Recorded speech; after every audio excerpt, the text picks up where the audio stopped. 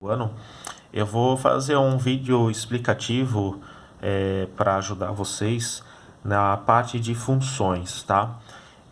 O conteúdo de funções ele tem muita aplicação, então é um conteúdo muito usado no cotidiano, tá? De uma maneira geral. Até na própria crise atual do Covid-19 está sendo usado modelos de função, né, para ajudar nas ações.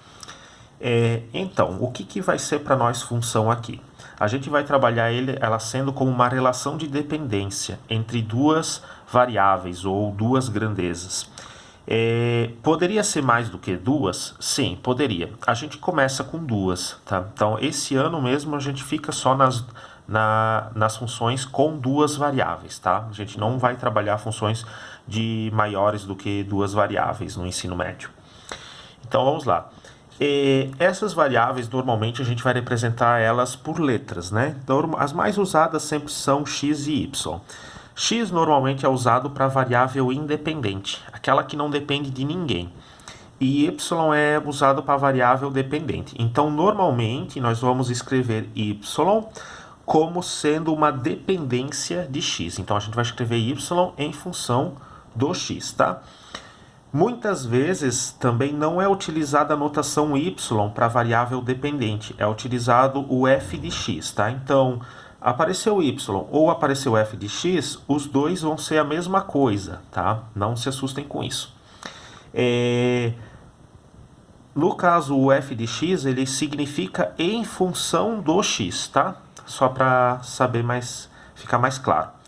Então aqui tem alguns exemplos, né? Eu botei aqui uns 3 exemplos de função: y igual a 2x, y igual a 3x² mais 5x, f de x igual a 7x elevado na quarta potência, tá? São exemplos de função. Pode ver que em todas elas eu estou com o y ou com o f de x isolado, sozinho, tá? Isso indica que ele está em função, ele depende do que valor a outra variável vai assumir. Então, quando o x assume um valor aqui, eu multiplico ele por 2, eu vou descobrir quem é o y dele, tá? Para cada valor diferente que eu colocar aqui no x, a resposta da multiplicação por 2 dá um número diferente, que é um número diferente para o y. Então, para cada x, vai dar um número diferente para o y, né? Só para ter em mente. Isso ocorre em todas as funções, tá? Um exemplo assim de probleminha básico, tá? É o probleminha do preço da gasolina, que é o probleminha do total a pagar, né, quando abastece o carro. Eu joguei um preço aqui qualquer, mas esse preço ele muda muito, né, como vocês já devem ter olhado. Eu botei aqui como sendo 3,80 por litro de gasolina, tá? Então, se eu for lá no posto de gasolina e abastecer só 1 litro, né, o total a pagar vai ser 3,80, né? O cálculo feito, 3,80 vezes 1 litro, então paga 3,80. Se eu botar 2 litros, cálculo a ser feito, 3,80 vezes 2 litros, eu vou pagar 7,60. Ah, se eu botar 15 litros e meio, então o cálculo a ser feito, 3,80 vezes o 15 litros e meio, vai dar 58,90.